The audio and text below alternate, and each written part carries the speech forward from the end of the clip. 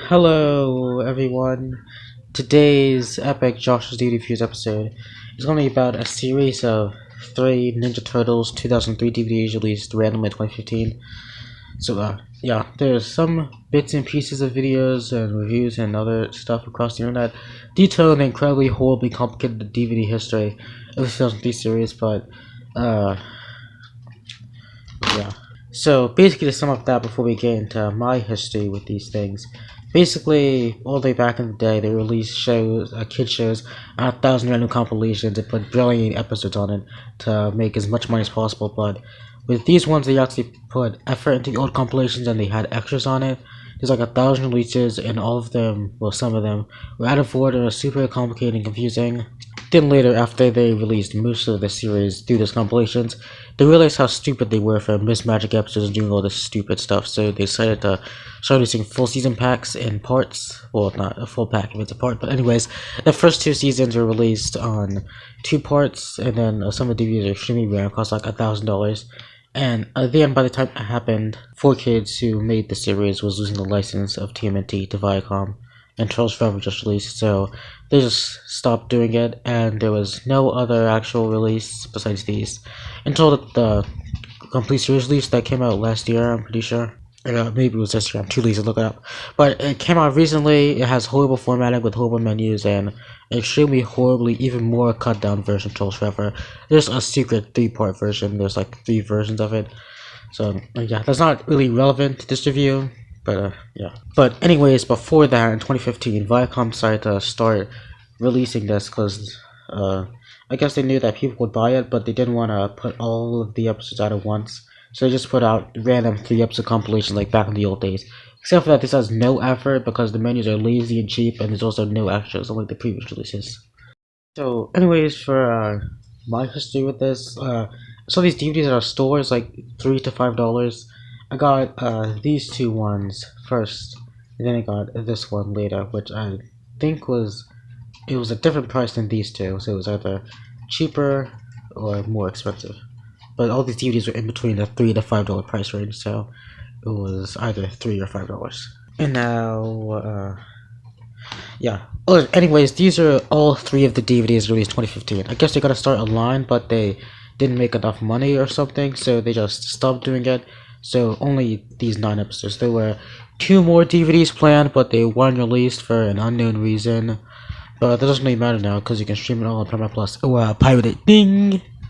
I didn't say that, by the way. So, anyways, I don't really see the point in even releasing these if they're just gonna release 3. I would make it the quickest buck possible, but they released 3 of these, so there's no actual collector factor, and they barely even advertised it, so I don't really see the point. I guess it'll work as introduction to the series, which, me being a stupid kid, was introduced to the series through these DVDs, and yeah, it kind of does a good job. Not to say that the episodes are bad, because all the episodes are good, but yeah, I think it'd be better if they did actual volume in order releases, because there's like a bunch of story arcs and things referenced that followed up through, which I don't even get when watching these episodes, because they're just 3 random stupid episodes. And then, and worst of all, in the Search for Splinter DVD, since they had to have 3 episodes, they have the pilot Things Change, and Search for Splinter is 2 parts, which leads into a 5-part arc about them being in space, leads to another like 4-part arc about some alien invasion or something. Yeah, that pissed me the hell off as a kid, since there was no conclusion. So, really, there was just no point. Also, while we're on the subject of this specific release, the description talks about it being a rad and retro release, which it is, I guess, kind of, but it's still stupid that they say that.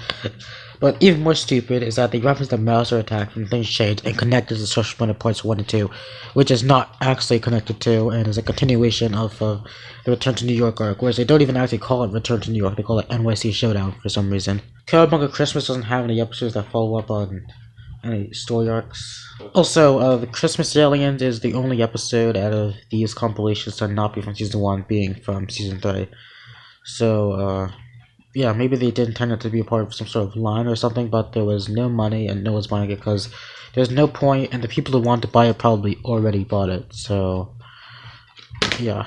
For the review of the actual DVDs, I will say that the case design is nice, it's consistent, even though it just uses random stock art that isn't really reflective of what the actual show even looks like.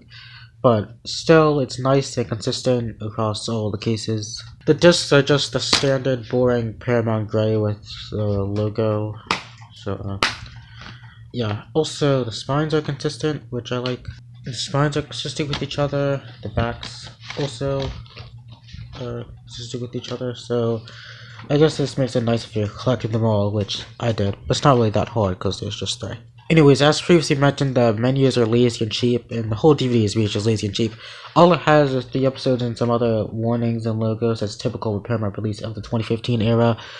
And the menus is basically just like a widescreen version of the case with play all and some icon and the episodes listed. There's even a separate screen, just the episodes listed. But at least they change the icons with each release, so it's not completely lazy.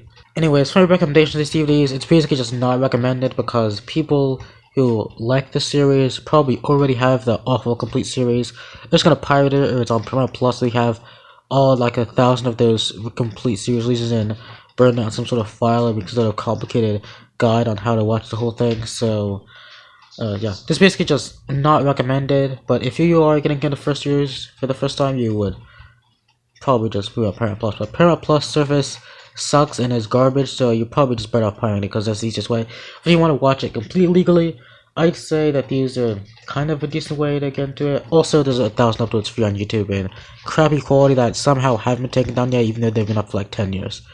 So, but that's pirating because it's not illegal, and I did content piracy. Ding. So, yeah, anyways, the point is that these DVDs are kind of, okay, I guess they're kind of extremely irrelevant now, since they released the complete series, and they're probably even irrelevant back then, because people who liked it already bought it. So these DVDs have no point. So anyway, the end.